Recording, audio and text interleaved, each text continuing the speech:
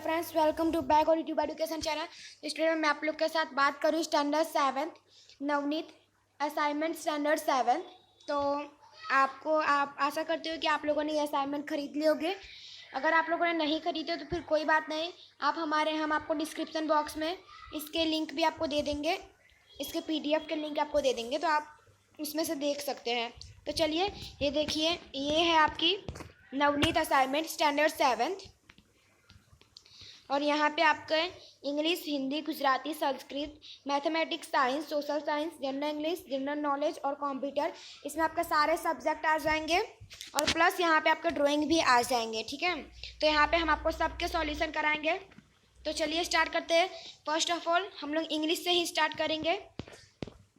तो ये रहा हमारा इंग्लिश। नंबर 1 इंग्लिश है, फॉर्मेट ऑफ क्वेश्चन पेपर। इसके 3 घंटे का आपको टाइम मिलेगा फाइनल एग्जाम में और 80 मार्क के आपके पेपर होंगे। और ये रहा आपका पेपर स्टाइल, इसमें भी आपको दिए गए हैं। सबसे पहले आपको 8 मार्क के MCQ आएंगे एंड देन यहाँ पे आपको ट्रू और फॉल्स आएंगे 8 मार्क के। और इसके बाद आप लोग को ऐसे पैराग्राफ आएंगे जिसमें आपको देख के लिखने हैं। फिर मैच द फॉलोइंग आएंगे। ठीक है, answer the following question in detail. इसका आपको डिटेल में आंसर क्वेश्चन भी आएंगे जो आपके 12 मार्क के जाएंगे। वो क्वेश्चन आंसर आपको 4 आएंगे। एक्सप्लेन द फॉलोइंग क्वेश्चन, और इसमें आपको ऐसे कुछ किसी के बारे में आपको जो भी सेंटेंस आपको दिया होगा उसके बारे में आपको समझाना होगा, वो भी आपके 4 मार्क के जाएंगे। इसका बाद आपका फिल इन द ब्लैंक्स जाएगा, ग्रामर के भी फिल इन द ब्लैंक्स में आपके जाएंगे। तो ये आपका पेपर स्टाइल है। अब असाइनमेंट, अब मैं आप लोग को सिलेबस इसमें 1 से 6 यानी पूरी चैप्टर आ जाएंगे 1 to 6। क्वेश्चन नंबर 1 का A, select the most appropriate option from the option given as answer to the question given below each 8 question है इसमें। ठीक है, 8 क्वेश्चन आपको आएंगे जो 8 मार्क के होंगे और ये है आपका MCQ।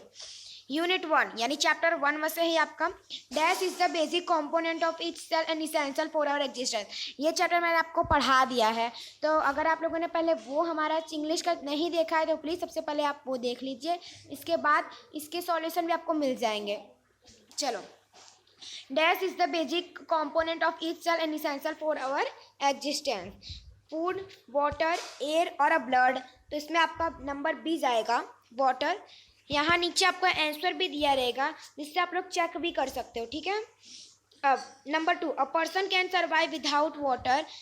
वाटर फॉर, एक आदमी कि कम से कम कितने दिन तक बिना पानी के रह सकता है। तो लेस देन अ वीक, एक हफ्ते से भी कम वो आदमी बिना पानी के रह सकता है। ठीक है, अब beside interdepending on one another plant and animal, इसमें आगे आपको लिखने हैं। तो मैक अप द इकोसिस्टम यानी A नंबर जाएगा। ठीक है, अब number 4, when scientist talk of biodiversity they refer to, तो इसमें आपका जाएगा interdependence of plants, animal, insect, human life. तो क्वेश्चन ऑप्शन C जाएगा। ठीक है, अब ये आपका चैप्टर नंबर 2 में से आया है। Dash makes thing look bigger than they are. तो इसमें आपका ऑप्शन है the magnifying glass, the zoom lens और अ कैमरा और lens in a microscope, all of the above. तो इसमें आपको क्वेश्चन क्या पूछा गया है कि इसमें से ऐसा कौन सा चीज़ है जिससे हम लोग कोई भी चीज़ को, छोटी से छोटी चीज़ को बड़ा करके देख सकते हैं। ठीक है, तो देखो मैग्नीफाइंग ग्लास से तो हम देख ही सकते हैं, जूम लेंस और कैमरा को भी हम जूम करके देख ही सकते हैं, और माइक्रोस्कोप से भी कुछ भी छोटी से छोटी चीज़ भी देख सकते हैं।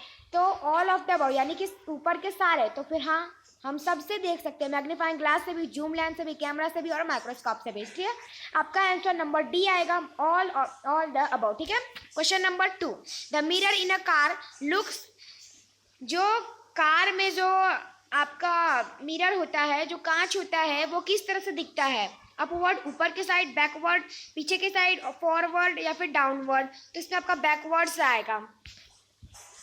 Dash have their own light, किसके पास अपनी खुद की लाइट होती है। तो देखो फायर फ्लाइज के पास अपनी खुद की लाइट होती है, बटरफ्लाइज के पास अपनी खुद की लाइट नहीं होती, क्योंकि वो खुद से नहीं, अपने अंदर से नहीं उनका लाइट होता है। और इलेक्ट्रिक बल्ब से भी अगर हम लोग स्विच ऑन करते हैं तो ही हमारा लाइट जलता है। तो अगर हम लोग स्विच ऑन नहीं करेंगे तो अपना लाइट नहीं जलेगा, लेकिन फायर फ्लाइज खुद से ही लाइट ऑन करता है। ठीक है। The tiny part of which light is made are called, उसको हम फोटॉन्स कहते हैं। ऑप्शन ए, छोटे से छोटे पार्ट, टाइनी पार्ट मतलब छोटे से छोटे पार्ट को, लाइट के छोटे छोटे पार्ट को हम क्या कहते हैं, तो photon. We see things when photons of light heat things and bounce them. जब हम कोई भी वस्तु को तभी देख सकते हैं जब वह लाइट के जो फोटॉन्स है वह हीट होगी और बाउंस बैक। चलो अब यूनिट 3 चैप्टर 3 में in taekwondo on one of the following trick is used. तो इसमें आपका ऑप्शन इसमें नंबर 1 यानी किकिंग विथ लेग्स। देखो यहाँ पे टेक्वांडो को हम लोग पैर से मारते हैं, इसलिए किकिंग विथ लेग्स। किस तरह से हम लोग उसका यूज करते हैं, कौन से पार्ट्स का यूज करते हैं, उसकी मदद से।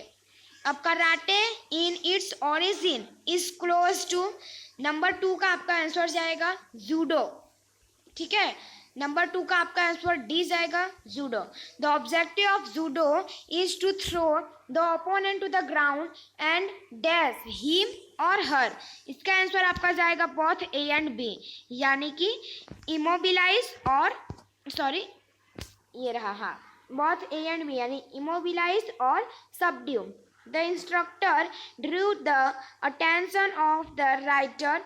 इसका 4 का आंसर आपका जाएगा अ पिंक फिन, मतलब उसने कौन सा फिन पहना था, कौन से कलर का, तो पिंक फिन।